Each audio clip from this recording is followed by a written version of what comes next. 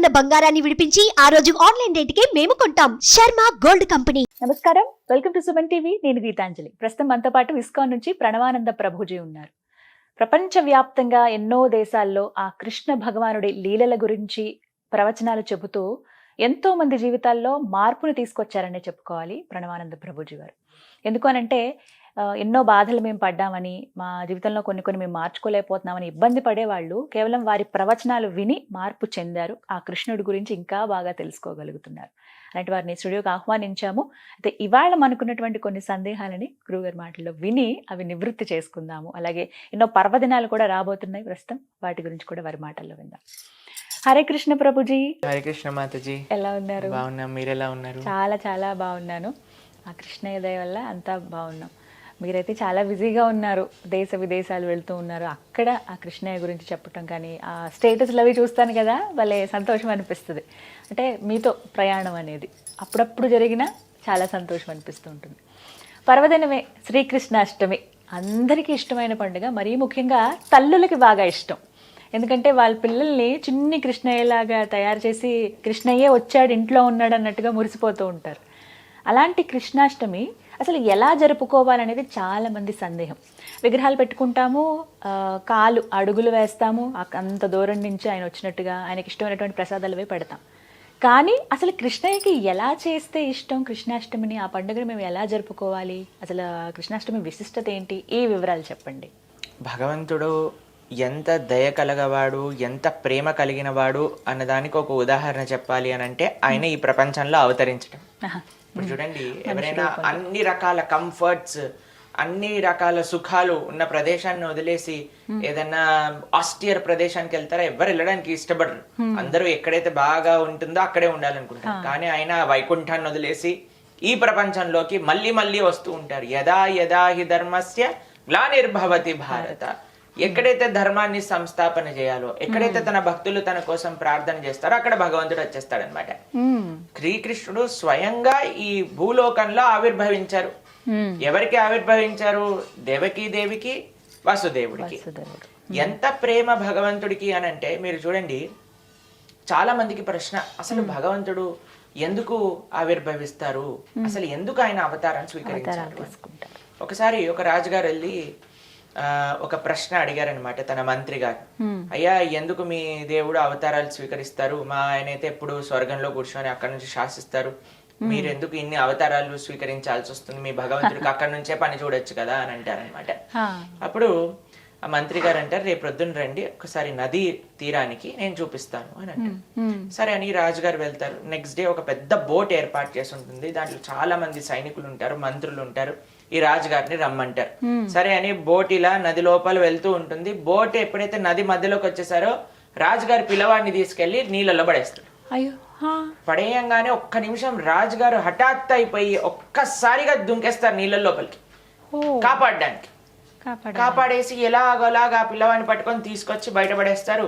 నీళ్ళంతా బయటికి తీసుకెళ్లి చాలా జాగ్రత్తగా ఆయన పెట్టుకుంటాడు. వెంటనే ఈ మంత్రిని అడుగుతాడు, ఎంత ధైర్యం ఉంటే నువ్వు నా పిల్లవాడిని లోపల పడేస్తావు అని అంటే, మంత్రి గారు అన్నారు, అయ్యా సరే నీ పిల్లవాడిని పడేసాను, ఇంతమంది భటులు ఉన్నారు, ఇంతమంది మంత్రులు ఉన్నారు, ఇంతమంది నీ పర్సనల్ అసిస్టెంట్లు ఉన్నారు, ఎవరినో ఒకరిని పంపించకుండా నువ్వే ఎందుకు దుంకావు అంటే, నా పిల్లవాడు అంటే నాకు ప్రేమ, వాడిని కాపాడడానికి దుంకాను. అంతే మన భగవంతుడు కూడా. మనం కూడా ఈ సంసారంలో మునిగిపోయి ఉంటే ఆయన స్వయంగా మన కోసం ఈ సంసారంలో దూకుతున్నాడు మనల్ని కాపాడడానికి. అందుకే ఆయన వివిధ అవతారాలు స్వీకరిస్తూ ఉంటాడు. మరలా మరలా రాముడిగా, కృష్ణుడిగా, నరసింహుడిగా, వామనుడిగా. ఎవరి కోసం అంటే మనం ఈ సంసారంలో పడిపోయాం, మన సంసారం నుంచి బయటికి లాగడానికి. కాబట్టి ఆ భగవంతుడి యొక్క అన్నిటికంటే గొప్ప ప్రేమ, భగవంతుడి యొక్క కృప ఎలా మనకి తెలుస్తుంది అంటే ఆయన అవతార మాధ్యమంలో తెలుస్తుంది. అది కూడా కృష్ణావతారం ఎంత దగ్గరగా మనందరికి. ఇందాక మీరు అన్నారు కదా, తల్లులకి చాలా ఇష్టం. ఎందుకంటే చిన్న పిల్లలంటే ఎవరికైనా ఇష్టం అండి. వాళ్ళు ఏం మాట్లాడినా మనకి ముద్దుగా అనిపిస్తుంది. ఎంత అల్లరి చేసినా సరే మనం ఊరుకుంటాము. ఏం చేసినా సరే వాళ్ళు అనేది నిజంగా మనల్ని అంటున్నారో లేదో తెలియదు, కానీ మన భావన ఉంటుంది, అరే వాడు నన్ను అన్నాడు, అమ్మ అన్నాడు చూడు, నాన్న అన్నాడు చూడు, తాత అన్నాడు చూడు అని. పిల్లల్ని మోహించేస్తారు అందరూ కూడా. పిల్లల పట్ల కోపం ఎవరికి రాదండి సహజంగా. చిన్నపిల్లలు అంటే వాళ్ళు ఏం చేసినా సరే ఆనందంగా అనుభవిస్తాం అనమాట. అవును. అయితే భగవంతుడు అనుకున్నట్టే, అరే వీళ్ళందరికీ పిల్లలంటే చాలా ఇష్టం కదా, నేను కూడా ఒక పిల్లవాడిని అవుతా, నేను కూడా ఒక పిల్లవాడై లీలలు చేస్తా. ఎంత ముగ్ధ మనోహరంగా ఉంటాయండి కృష్ణుడి యొక్క లీలలు. అద్భుతం. భగవంతుడు తన్మయత్వంలోకి ఎప్పుడైతే వెళ్ళిపోతాం. కానీ ఒక పిల్లవాడికి భగవంతుడికి చాలా తేడా ఉందండి. ఏ విధంగానో చెప్తాను. ఒక పిల్లవాడు ఎప్పుడైనా మీరు చూసారా, చిన్న పిల్లలు పుట్టంగానే అమ్మా ఎలా ఉన్నావు బాగున్నావా అని పలకరిస్తారా? ఏడుస్తారు. ఏడిపే తెలుస్తుంది పిల్లవాడు ఎవరైతే ఈ ప్రపంచంలో పుడతారు. కానీ భగవంతుడు పుట్టినప్పుడు ఏం చేశాడు తెలుసా అండి, దేవకి వసుదేవుల్ని నవ్వుతో పలకరించాడు. ఆయన ఆవిర్భవించటమే చిన్న పిల్లవాడిలో ఆవిర్భవించలేదు, శంఖ చక్ర గదా పద్మాలు పట్టుకొని ఆవిర్భవించారు. జలధరుదేవు నాజాను చతుర్బాహు సరసీలు జాక్షు విశాలాక్షు జారు గదా శంఖ చక్ర పద్మ విలాసు కంఠ కౌస్తువమణి కాంతిబాను కమనీయ కటిసూత్ర కంకణ కేయూర శ్రీవత్సలాంచ నాంచిత విహారు సులకుండల ప్రభాయుత కుంటల లాటు వైడూర్య మణి గణవర కిరీటు బాలు పూర్ణేందు రుచిజాలు సుగుణాల బాలు భక్తలోక పాలు కృపా విశాలు చూచి తిలకించి పులకించి యొబ్బి చెలరేగ వసుదేవుడు ఉత్సహింపే అంటాడు పోతన గారు భాగవతంలో. అలా అంటే చూసి ఒక పెద్ద ఉత్సాహంగా ఉండిందనమాట దేవకి వసుదేవులకి.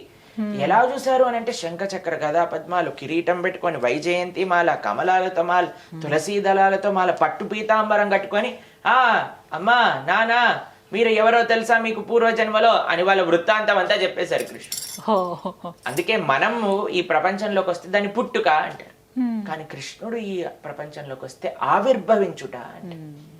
ఎలాగైతే సూర్యుడు ప్రతిరోజు ఉదయిస్తారు, సాయంత్రం పూట అస్తమిస్తారు, మనం ఇలా అన్నాం కదండి, సూర్యుడు పుడతాడు సాయంత్రం పూట చనిపోతాడు అంటారా? మనకు కనిపించట్లేదు, ఇంకెక్కడో ఉన్నాడు ఆయన, అంతే. కాబట్టి భగవంతుడు కూడా ఆయనే ఇప్పుడు పుట్టాడు ఇప్పుడు వెళ్ళిపోయారు అనేది ఉండదండి. మనకి కనిపించట్లేదు కానీ ఆయన ఇంకెక్కడో లీలలు చేస్తూ ఉన్నారు. భగవంతుడి యొక్క అవతార ప్రయోజనమే మనందరి యొక్క మనస్సు ఆయన పైన ఆకర్షింప చేయడానికి ఆయన లీల ద్వారా. అందుకే జన్మ కర్మ చ మే దివ్యం అని భగవంతుడు చెప్పాడు భగవద్గీతలో. దివ్యమైనది జన్మతో సాక్షాత్తుగా ఎవరండి అలా మాట్లాడి అంత చక్కగా తల్లిదండ్రుల్ని ఉదార్చి వాళ్ళని అయ్యన్న నీ అడ్రస్ లో డ్రాప్ చెయ్యి అని చెప్పి వసుదేవుని తీసుకెళ్లి గోకులంలో దిగేశాడు అనమాట కృష్ణుడు. ఎంత ఆనందం, ఎంత ఆనందం చెప్పండి. కాబట్టి ఆ కృష్ణ పరమాత్మ ఆవిర్భవించిన రోజు జన్మాష్టమి. శ్రావణ మాసంలో వచ్చే శుద్ధ అష్టమి రోజు మనం జన్మాష్టమి చేసుకుంటాం. ఏం కావాలి భగవంతుడికి, ఎలా చేసుకోవాలి కృష్ణాష్టమి అని మీరు అడిగారు. భగవంతుడికి ఏం కావాలి ఆయన పెద్ద లిస్ట్ ఇచ్చేసారండి. అవునా? ఎలా జరుపుకోవాలండి మరి? మీరు ఒక పెద్ద విఐపి వస్తున్నారు అనుకోండి, ముందే వాళ్ళు లిస్ట్ పంపిస్తారు. ఇవి ఇలా ఇలా సిద్ధం చేసి ఉండాలి, ఇదే తీసుకుంటారు, ఇదే ఉండకూడదు, ఇవి ఉండకూడదు, ఈ పదార్థాలతో చేయాలి, ప్యూర్ ఆర్గానిక్ ఘీ యూజ్ చేయాలి, అన్ని ఆర్గానిక్ ఫార్మ్ ఇంగ్రీడియంట్స్ తోటే వంట చేయాలి, అవి ఇవన్నీ ఓ పెద్ద లిస్ట్ వస్తుంది అనమాట. తర్వాత ఇంత సెక్యూరిటీ గార్డులు ఇలా ఉండాలి, ఎవరు ఉండకూడదు, రోడ్ అంతా ఖాళీగా ఉండాలి. మన కృష్ణుడు చెప్పిన ఒక చిన్న నార్మల్ విఐపి ఒక మెయిన్ పర్సనాలిటీకే ఇంత పెద్ద పెద్ద లిస్టులు పంపిస్తారండి. అనంతకోటి బ్రహ్మాండ నాయకుడు ఎంత పెద్ద లిస్ట్ ఇచ్చాడో ఒకసారి ఆలోచన చెప్పనా. ఆయన ఏం లిస్ట్ ఇచ్చాడు? పత్రం పుష్పం ఫలం తోయం, ఈ 4 మాత్రమే ఇచ్చాడు. కృష్ణుడు అడిగింది 4. పత్రం పుష్పం ఫలం తోయం. అన్నిటికంటే చాలా ట్రికీ వర్డ్ ఒకటి యూజ్ చేశాడు ఆయన. పత్రం పుష్పం ఫలం తోయం యోమే భక్త్యా ప్రయత్న. ఈ 4 భక్తితో సమర్పించాలి. ఏంటి పత్రం అని అంటే తులసి దళములు కానీ ఏవైతే పత్రం ఉంటుందో ఆకులు, భగవంతుడికి ప్రేమతో ఒక్క చిన్న తులసి మనం వింటాం కదండి, రుక్మిణీదేవి ఒక తులసి దళంతో కృష్ణుడిని ఆకర్షింపజేసుకుంది.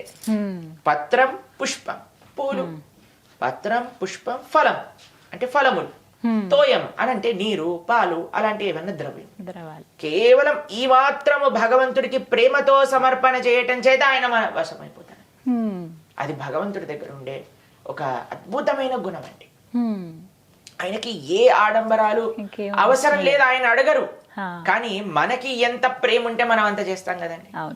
కాబట్టి కృష్ణాష్టమి ఆ కృష్ణుడు మనకి జీవితంలో ఇచ్చిన కృప, కృష్ణుడు అవతరించిన లీలలు ఎప్పుడైతే మనం భాగవతం ద్వారా భగవద్గీత ద్వారా ఆయన ఇచ్చిన బోధనలు ఎప్పుడైతే మనం వింటామో, కృష్ణం వందే జగద్గురు, అటువంటి జగద్గురువుకి మనందరి యొక్క కొంతమంది ఆయనని చిన్న పిల్లవాడిలా భావిస్తాడు, కొంతమంది ఆయనని ప్రియుడిలా భావిస్తారు, కొంతమంది ఆయనని ఫ్రెండ్ లా భావిస్తారు, కొంతమంది ఆయనని స్వామిలా భావిస్తారు, ఒక గురువులా చూస్తారు, కొంతమంది గురువులా భావిస్తారు. అవును. కాబట్టి అందరూ కూడా తమ యొక్క కృతజ్ఞత, తమ యొక్క ప్రేమను కృష్ణుడికి ఎలా తెలుపుకుంటారు జన్మాష్టమి రోజు అని అంటే, మనకి లడ్డు గోపాల్ అని ఉంటారు, ఇలా పాకే కృష్ణుడు ఉంటాడు, లేదా రాధాకృష్ణుడి యొక్క విగ్రహాలు ఉంటాయి కొంతమంది దగ్గర. అయితే మనం చక్కగా అభిషేకం చేసుకోవాలి భగవంతుడికి. రాత్రి వరకు, అర్ధరాత్రి వరకు ఉపవాసం ఉండాలి అని నియమం కృష్ణాష్టమి రోజు. రాత్రి 12 o'clock వరకు. అప్పుడు భగవంతుడికి అభిషేకం చేసి నైవేద్యములు ఆ రోజు విశేషంగా చెప్పన్ భోగం చేస్తారు. మీకు తెలుసా చెప్పన్ భోగం అంటే 56 రకాలు చేస్తారు.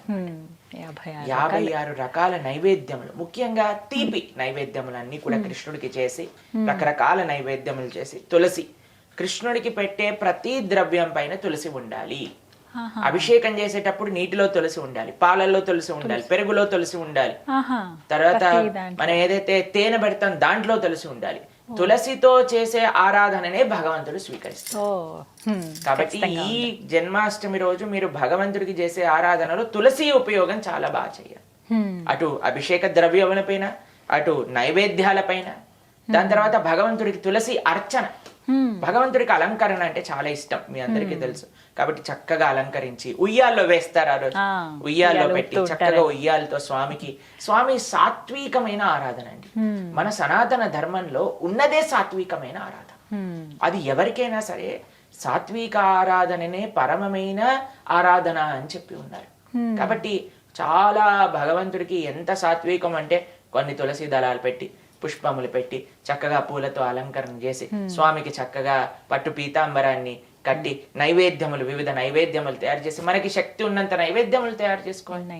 చక్కగా భగవంతుడి దగ్గర పేర్చి నైవేద్యములు నివేదన చేసి, దాని తర్వాత ప్రసాదాన్ని స్వీకరించవచ్చు. ముఖ్యంగా ఉండవలసిన ప్రసాదం అంటే ఏంటండి? నైవేద్యం ఏది పెట్టాలి అసలు? భగవంతుడికి వెన్న, దానిపైన కొద్దిగా మిశ్రీ అని అంటారు, మక్కన్ మిశ్రీ ఆయనకు చాలా ఇష్టం.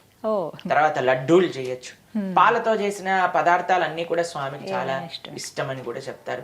కాబట్టి మెయిన్ గా మనము ఏవేవి స్వామికి చేయవచ్చు సాత్వికమైనవి అని అంటే, ఉల్లిపాయలు, ఎల్లిపాయలు, ఎటువంటి మాంసాహారము ఇవన్నీ వాడకుండా చేసిన పదార్థాలన్నీ కూడా భగవంతుడికి చక్కగా నివేదన చేసుకోవచ్చు. ఆరాధన చేసేటప్పుడు అండి పఠించవలసినటువంటివి ఏంటి? ఏ మంత్రం జపించాలి ఆ రోజున? మనము శ్రీకృష్ణాష్టమి రోజు మనం కృష్ణ అష్టోత్తరం చెప్పుకోవచ్చు, శ్రీకృష్ణ సహస్రనామం చెప్పుకోవచ్చు, హరే కృష్ణ మహామంత్ర కీర్తన చేసుకోవచ్చు. భగవంతుడికి కీర్తన చాలా ఇష్టం. ఇప్పుడు పిల్లలు ఏడుస్తూ ఉన్నారనుకోండి, మనం పాటలు పాడుతూ ఉంటాం వాళ్ళ కోసం. కాబట్టి కృష్ణుడు చిన్న పిల్లవాడు కదా, కాబట్టి చక్కగా హరే కృష్ణ కీర్తన ఎంత మంచిగా పాడుతూ, వివిధ కీర్తనలు, ముద్దుగారే యశోద, ఎన్ని అన్నమాచార్య కీర్తనలు, త్యాగరాజ స్వామి వారి కీర్తనలు, కృష్ణుడి పైన లేని పాటలా అండి. ఎంతమంది అద్భుతంగా రచించిన కీర్తనలు పాడుతూ ఆయన చిన్న పిల్లవాడిగా భావించి ఆయనను ముద్దు చేయాలన్నమాట ఆ రోజు, మెప్పించడానికి ప్రయత్నించాలి. కాబట్టి అలా కృష్ణాష్టమి. దాంతో పాటు విశేషంగా మనమండి ఇంట్లో చేసుకుంటాం పూజలన్నీ, కరెక్టే. కానీ ప్రతి ఒక్క ఉత్సవం ఎప్పుడైతే మనం చేసుకుంటామో, ఒక దినచర్యలో ఉత్సవం రోజు మనం ఆలయానికి వెళ్ళటం కూడా ఒక పద్ధతిగా మనం పెట్టుకోవాలి. ఎందుకంటే ఇంట్లో వీఆర్ కన్స్ట్రెయింట్, ఇన్ని చేయగలుగుతాం. ఇప్పుడు చూడండి, మా ఆలయంలో కృష్ణాష్టమి రోజు కనీసం 2-3 వేల రకాల నైవేద్యములు భగవంతుడికి పెడతాం. 3,000 రకాల 2-3 వేల రకాలు ఉంటాయి నైవేద్యములు కంపల్సరీగా భగవంతుడికి ఉంటాయి. అభిషేకం, మహాభిషేకం, కనీసం ఒక 20-30 ద్రవ్యాలతో భగవంతుడికి అభిషేకం జరుగుతుంది. అలంకరణ వైభవంగా. ఇప్పుడు ఇస్కాన్ ఆదిలాబాద్ లో మేము కృష్ణ జన్మాష్టమి 25,000 మందికి ఏర్పాట్లు చేస్తున్నాం. కాబట్టి వైభవంగా జరుగుతుంది కదండి. కాబట్టి ఆలయంలోకి వెళ్ళి స్వామి ఆలయంలో కూడా మనం ప్రార్థన చేసుకోవడానికి ప్రయత్నం చేయాలి. ఇప్పుడు మన హైదరాబాద్ ఇస్కాన్ లో ఎంత ఘనంగా అబిడ్స్ లో ఉండే టెంపుల్ లో చాలా ఘనంగా కృష్ణ జన్మాష్టమి చేస్తారు. కాబట్టి మన దగ్గరలో ఉండే ఇస్కాన్ టెంపుల్ కి, కృష్ణ మందిరాలకి వెళ్ళి అక్కడ కూడా ఒకసారి దర్శనం చేసుకోండి. అక్కడ ఉండే వాతావరణం వల్ల మనకి ఇన్స్పిరేషన్ వస్తుంది మనం ఇంట్లో బాగా చేసుకోవడానికి తెలుస్తుంది. కాబట్టి చక్కగా ఆలయానికి వెళ్ళటం, గోసేవ చేసుకోవటం ఆ రోజు. ఎందుకంటే ఆయన గోవులకి అంటే చాలా, కృష్ణుడు అంటే ప్రీతి, కృష్ణుడికి గోవులంటే ప్రీతి, ఇష్టం. కాబట్టి గోసేవ చేసుకోవడం, వీలున్నంత దానం ఆ రోజు అన్నదానానికో భగవంతుడి యొక్క సేవలకో మనం మన ద్రవ్యాలను సమర్పణ చేయటం. కాబట్టి అలా చేస్తూ అటు ఆలయ వ్యవస్థకి చక్కగా మనం దర్శనము దానము అవన్నీ చేసుకోవాలి. అలానే మన ఇంట్లో ఉండే స్వామికి కూడా చక్కగా ఆరాధన, అలంకరణ, నైవేద్యము, దీపధూపాదన్ని కూడా చేసుకోవాలి. మన తెలుగు వారి యొక్క సాంప్రదాయం అంటే దక్షిణ భారతదేశంలో ఇలా అడుగులు వేస్తారండి. అవును. ఎవరైనా చిన్న పిల్లలు ఉంటే చిన్న పిల్లలతో వేస్తారు, లేదా చేతులతో అడుగులు వేస్తారు. కృష్ణుడు మన ఇంటికి వచ్చినట్టు భావన చేస్తారు. కాబట్టి అన్నిటికంటే ముఖ్యం కృష్ణుడు తేవచ్చు, కానీ కృష్ణుని పంపించేయకూడదు అనమాట. కృష్ణుడి ఇంట్లోనే ఉంచాలి.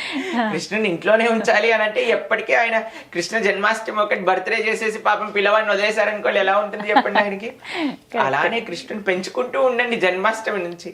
కృష్ణుని పెంచుకోవటం అంటే కృష్ణ భక్తిని మంచిగా ఆచరిస్తూ ఉండటం. ఆ రోజు సంకల్పం తీసుకోండి, కృష్ణ ఈ రోజు నుంచి నీ భక్తి శ్రద్ధలతో మిమ్మల్ని ఆరాధన చేస్తాము, ఒక మంచి ధర్మ మార్గంలో భగవద్గీత చదువుతాను, నువ్వు చెప్పిన విషయాలు అర్థం చేసుకుంటాను అంటే కృష్ణుడు ఎప్పుడు ఇంట్లోనే ఉంటాడు, ఇంకెళ్ళడు.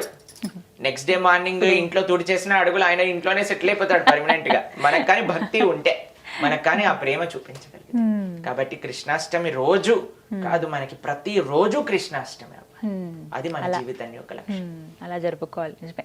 ఒకసారి నమ్ముకుంటే ఉండు అంటే ఆయన ఎప్పుడు మనతోనే ఉంటారండి, అది మాత్రం నిజం. చాలా చక్కగా వివరించారు. చాలా సందేహాలు ఇవి, ఎలా జరుపుకోవాలి ఏంటి అనేది. ఇంట్లో పూజ చేసుకోవడం, అలాగే ఆలయానికి వెళ్ళటం, గోసేవ చేయడం అనేది అదొక విధిగా పెట్టుకోవాలి అందరూ. చాలా చక్కగా వివరించారు ప్రభుజీ. హరే కృష్ణ. హరే కృష్ణ.